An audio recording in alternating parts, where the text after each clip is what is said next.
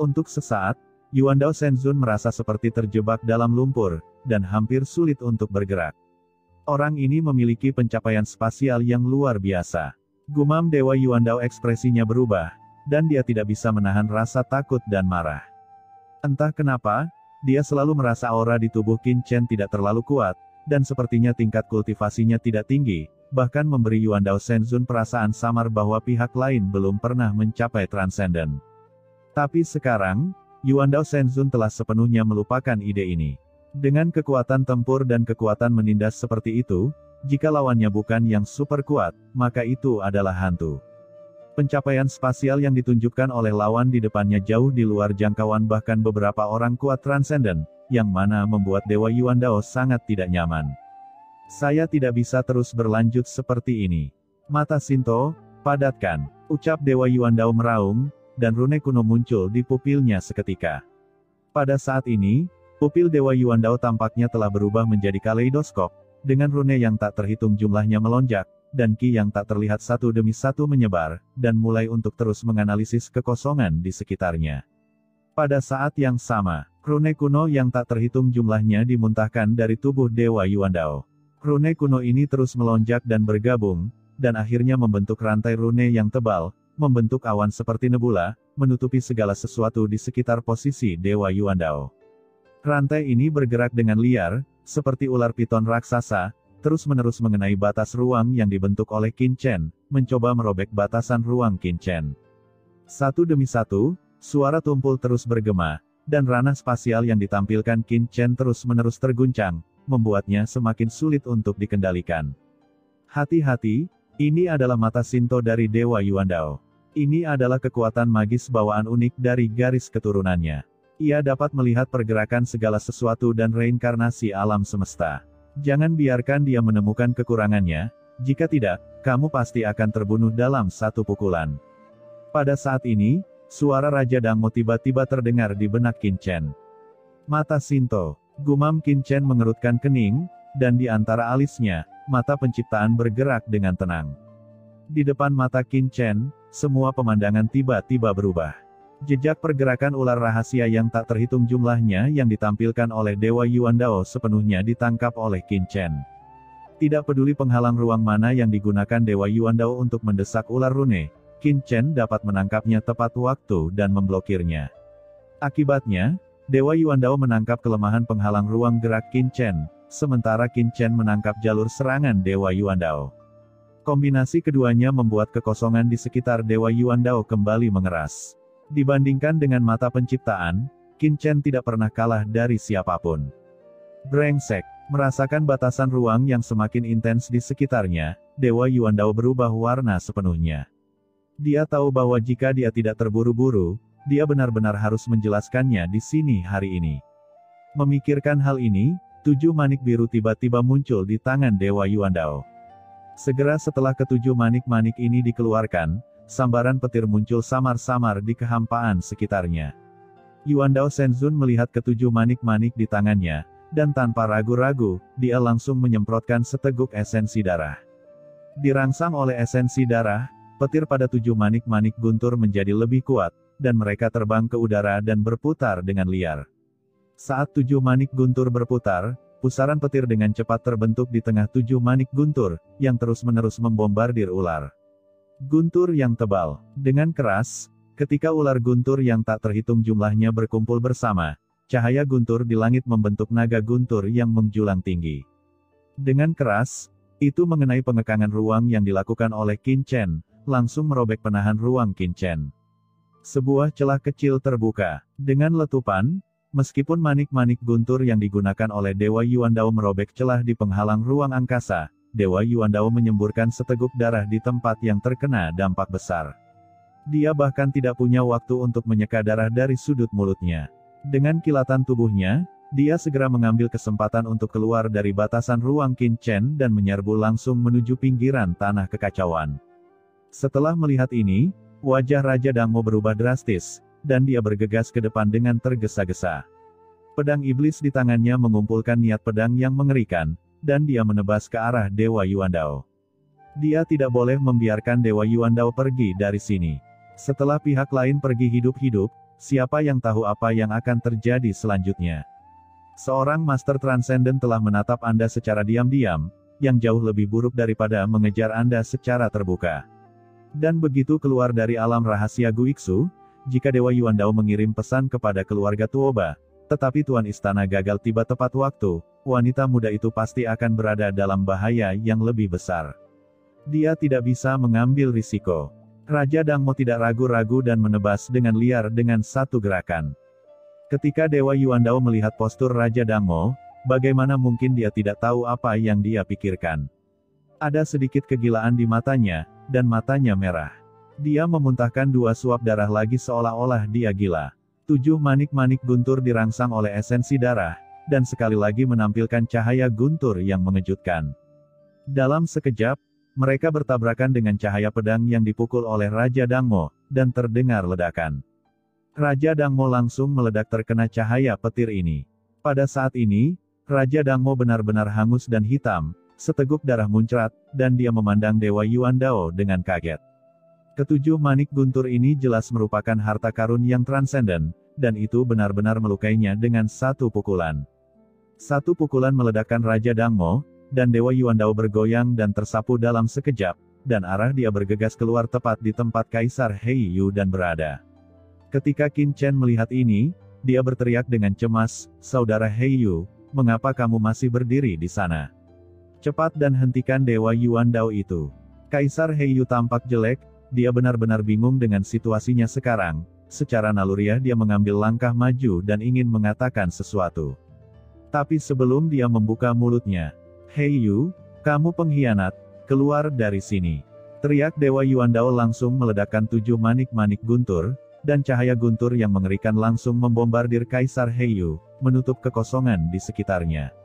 Kaisar Heiyu buru-buru memegang tombak hitam di depannya dan menembaknya. Cahaya guntur yang tak terhitung jumlahnya meledak langsung ke Kaisar Heiyu. "Ah!" Kaisar Heiyu menjerit dan seluruh tubuhnya langsung menghitam.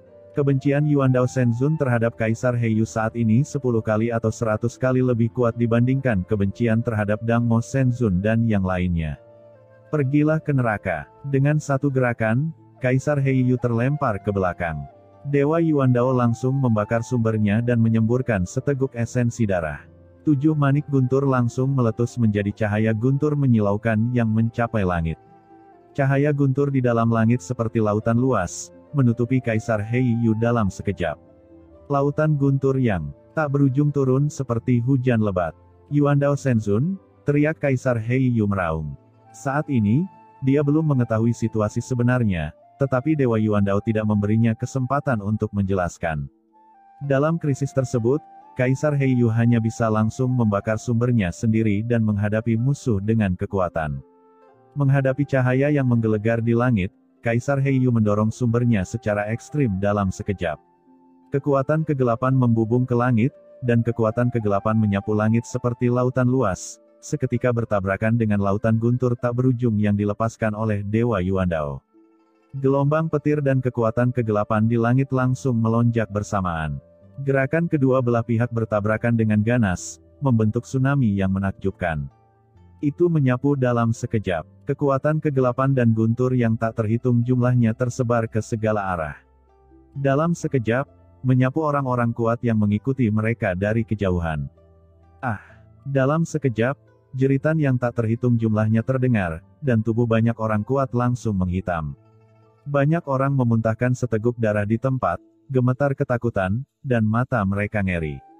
Ini mengerikan. Baik Yuandao Shenzun dan Kaisar Heiyu telah menembakkan api mereka yang sebenarnya. Kedua belah pihak langsung membakar asal-usul mereka dan saling meledakkan secara langsung. Serangan seperti itu menyulitkan orang-orang kuat di sekitar mereka untuk melawan. Mereka terbang mundur satu persatu, dan darah muncrat dengan liar. Mereka melihat lokasi pertempuran di kejauhan dengan ngeri, dan sudah mulai berpikir untuk mundur. Melarikan diri. Pada saat ini, bahkan orang idiot pun sudah dapat melihat bahwa Dewa Yuandao baru saja memasuki perangkap musuh. Sekarang lawannya kuat, jika mereka tetap di sini, bukankah mereka mencari kematian? Dalam sekejap, tanpa ragu-ragu, sekelompok orang ini naik ke langit satu persatu, menuju pinggiran tanah kekacauan. Hanya ada satu pemikiran di benak mereka saat ini, yaitu bertahan hidup. Ingin pergi. Melihat pemandangan ini, Qin Chen mengerutkan kening dan matanya dingin. Dia mengangkat tangannya, dan cahaya pedang gelap langsung keluar ke dalam kehampaan dan menghilang. Saat berikutnya, cahaya pedang ini muncul langsung di kehampaan di kejauhan, dan langsung menebas kelompok master yang melarikan diri. Tidak, blokir itu. Teriak kelompok ahli ini meraung satu demi satu, merasakan krisis yang tak ada habisnya muncul di hati mereka, dan mereka semua buru-buru menolak. Tapi tidak peduli seberapa cepat mereka, bagaimana mereka bisa lebih cepat dari pedang Qin Chen. Dalam sekejap, sekelompok kepala naik ke langit, separuh langit diwarnai merah darah, dan nafas transenden setengah langkah meluap dalam sekejap, begitu ketakutan sehingga transenden setengah langkah yang tersisa hanya bisa langsung melarikan diri ke arah lain. Pedang ini menyala, gumam Kaisar Heiyu, yang sedang bertarung dengan Dewa Yuandao, melihat pedang Qin Chen keluar, dan pikirannya tidak bisa menahan diri untuk tidak bergerak. Untuk beberapa alasan, dia merasa energi pedang yang diberikan oleh pihak lain terasa familiar baginya. Seolah-olah dia pernah melihatnya di suatu tempat sebelumnya. Di mana sebenarnya itu? Ya, seolah memikirkan sesuatu, pupil Kaisar Heiyu tiba-tiba melebar. Itu kamu. Dia memandang Qin Chen dengan tidak percaya. Pada saat ini, dia akhirnya ingat mengapa orang di depannya memberinya perasaan yang sangat akrab. Bukankah ini anak laki-laki dari alam semesta asli yang dia kejar? Tapi, bagaimana mungkin? Ketika Kaisar Heiyu menyerang Xiao Yao Zizun dan Qin Chen, itu bukan karena Qin Chen menggunakan kekuatan kegelapan dan transenden. Tapi alasan terbesar mengapa dia tidak pernah memikirkan Qin Chen adalah kekuatannya. Meskipun Qin Chen kuat pada saat itu, dia hanya bisa melawan dengan susah payah di tangannya sendiri, dan mudah untuk membunuhnya sendiri. Tapi sekarang, kekuatan yang ditunjukkan Qin Chen tidak kalah dengan kekuatan seorang Master Transcendent, dan kendalinya atas ruang bahkan lebih unggul dari kebanyakan Transcendent biasa. Ini juga alasan mengapa Kaisar Heiyu tidak pernah meragukan Qin Chen. Sampai dia melihat energi pedang Qin Chen saat ini. Kedua sosok itu akhirnya saling tumpang tindih. Tidak mungkin, bagaimana mungkin? Dia berteriak dengan keras di dalam hatinya, tidak dapat memahami apa yang dilihatnya. Itu baru beberapa bulan. Meskipun dia tahu bahwa Qin Chen juga telah memasuki dunia rahasia Guiksu, dia tidak dapat membayangkan bahwa hanya dalam beberapa bulan, budidaya Qin Chen telah meningkat ke tingkat ini. Ketika Kaisar Heiyu tertegun dan meraung di dalam hatinya, Dewa Yuandao akhirnya memanfaatkan kesempatan itu. Meskipun dia tidak tahu mengapa Kaisar Heiyu tiba-tiba kehilangan akal sehatnya, bagaimana dia bisa melepaskan kesempatan seperti itu. 7 manik-manik guntur berputar dengan cepat, meletus menjadi pelangi guntur yang mempesona. Pelangi guntur ini dengan cepat menyebar bersama, dan akhirnya membentuk jaringan guntur dan kilat yang luas, menutupi seluruh Kaisar Heiyu. Kulit seluruh tubuh Kaisar Heiyu mengeluarkan suara mendesis, dan luka yang tak terhitung jumlahnya terbakar oleh guntur yang besar. Kekuatan aslinya dengan cepat menghilang, dan seteguk darah segera muncrat. Tuan Yuandao, hentikan! Ucap Kaisar Heiyu berteriak, kamu jatuh ke dalam perangkap, kita semua jatuh ke dalam perangkap. Asal-usul kegelapan melonjak seperti ular spiritual, melonjak dengan liar, mencoba melepaskan diri dari 7 manik guntur Dewa Yuandao. Ya, aku jatuh ke dalam perangkap. Kamulah yang jatuh ke dalam perangkap. Orang terakhir yang harus aku percayai adalah kamu. Ucap Dewa Yuandao berteriak dengan marah, dan cahaya dingin keluar dari pupil matanya. Bukan, itu anak laki-laki itu. Pria yang menggunakan pedang bukanlah transenden dari klan gelapku, tapi anak laki-laki dari alam semesta asli yang aku kejar. Dia berpura-pura menjadi anggota klanku dan menjebakku. Hentikan, kamu dan aku pasti bisa membunuh dia bersama-sama. Ucap Kaisar Heiyu meraung. Pada saat ini, semakin dia melihat ke arah Qin Chen, semakin banyak kecurigaannya yang terverifikasi. Meskipun Qin Chen sengaja tidak membeberkan harta transendennya, nafas pedang telah tertanam dalam di hati Kaisar Heiyu. Hahaha, saat ini kamu masih ingin berbohong padaku. Ucap Dewa Yuandao mencibir, dan dengan keras, sungai guntur yang lebat menghantamnya. Dengan keras, Kaisar Heiyu terlempar dengan keras, seluruh tubuhnya terbakar hitam, dan darah mengalir ke seluruh tubuhnya. Persetan, teriak Kaisar Heiyu meraung marah, apakah Dewa Yuandao ini idiot? Jika pihak lain tidak lari, mereka berdua pasti akan lebih unggul jika mereka bergabung. Tapi sekarang Yuandao Shenzhen melarikan diri, dia tidak punya pilihan selain lari. Tubuh Kaisar Heiyu bergoyang dan dia segera menyerbu menuju pinggiran tanah kekacauan. Selama dia pergi dari sini dan menunggu semua orang tenang, dia yakin Yuandao Shenzhen sendiri akan dapat merasakan ada sesuatu yang tidak beres. Saudara Heiyu benar-benar berdedikasi. Saat ini, dia masih menipu Dewa Yuandao. Tapi itu tidak perlu. Saudara Heiyu hanya perlu menjebaknya seperti sekarang. Kejar dia dari belakang, dan kami akan mencegatnya dari depan. Tawa keras datang darinya, dan itu adalah Qin Chen. Dia melangkah keluar dengan satu langkah, dan kekosongan yang tak berujung sepertinya dilintasi olehnya dalam sekejap, dan tiba-tiba dia muncul di tempat Yuandao Shenzhen dan yang lainnya datang. Raja Dangmo juga mengelilinginya dari sisi lain dan menghalangi jalan. Hati Yuandao Shenzhen mencelos, apakah pihak lain mencoba membunuhnya sepenuhnya? Dia berbalik dan melihat Kaisar Heiyu mengikuti di belakangnya. Kaisar Heiyu, kamu masih mengatakan bahwa kamu tidak ada hubungannya dengan mereka. Ucap Dewa Yuandao marah dan segera berbalik dan bergegas menuju sisi lain. Melihat arah yang dituju Dewa Yuandao itu, mata Qin Chen berbinar. Ikan itu ada di kail. Pada saat ini, di tempat kekacauan tak berujung ini, sekelompok orang saling mengejar dengan cepat. Empat sosok itu seperti aliran cahaya, melewati jarak yang tak terhitung jumlahnya dalam sekejap. Di antara mereka, Dewa Yuandao terbang di garis depan, diikuti di belakangnya adalah Kaisar Heiyu, dan kemudian Qin Chen dan Raja Dangmo. Cara keduanya datang sebelumnya telah diblokir oleh Qin Chen dan Raja Dangmo, jadi arah pelarian keduanya sekarang adalah ke sisi lain tanah kekacauan, tempat Qin Chen sebelumnya mengerahkan guntur penghancuran gelap. Dalam hal kultivasi, Qin Chen secara alami adalah yang terlemah di antara orang-orang yang hadir, tetapi sekarang dia adalah yang terkuat di antara orang-orang yang hadir berdasarkan pencapaiannya di luar angkasa. Saat dia berjalan, ruang tak berujung dengan cepat tersapu di bawah kakinya, asalkan jaraknya jauh, begitu Dewa Yuandao menyimpang dengan cara apapun, dia akan membimbingnya secara diam-diam. Tuan Yuandao, dengarkan aku, kamu memang telah jatuh ke dalam jebakan. Orang ini bukan anggota klan kegelapanku, tapi orang yang aku dikejar sebelumnya. Kultivasinya hanya transenden setengah langkah. Selama kamu dan aku bergabung untuk membunuhnya, ini jelas tidak sulit. Ketika saatnya tiba, kita tidak perlu takut pada Raja Dangmo. Selama perjalanan, Kaisar Heiyu terus mengirimkan pesan dengan cemas, mencoba membujuk Dewa Yuandao. Bagaimana seseorang Master Transcendent setengah langkah bisa memiliki kekuatan seperti itu? Kaisar Heiyu, apa menurutmu aku idiot? Kata Dewa Yuandao dengan nada marah, Kaisar Heiyu ini bertindak terlalu jauh. Saat ini, apakah Anda masih menganggap diri Anda bodoh? Mendengar ini, Kaisar leluhur Heiyu buru-buru mengirimkan pesan, kultivasi orang ini memang setengah langkah transenden, tetapi untuk beberapa alasan yang tidak diketahui, pemahamannya tentang prinsip ruang tiba-tiba meningkat pesat, jadi dia memiliki kekuatan seperti itu. Ya, itu seharusnya buah pola ilahi kehampaan. Buah pola ilahi kehampaan yang diperoleh oleh wanita tertua dari Anyu Mansion pasti telah diberikan kepada anak ini, jadi pencapaian luar angkasa anak ini telah meningkat pesat. Kata Kaisar Heiyu memikirkan alasannya dan bersumpah. Keluar, menanggapi dia, 7 manik-manik guntur dari Dewa Yuandao menghantamnya dengan pukulan yang mengerikan. Dengan letupan, Kaisar Heiyu bergoyang di bawah guntur, dan dia segera memuntahkan seteguk darah dan wajahnya menjadi hitam.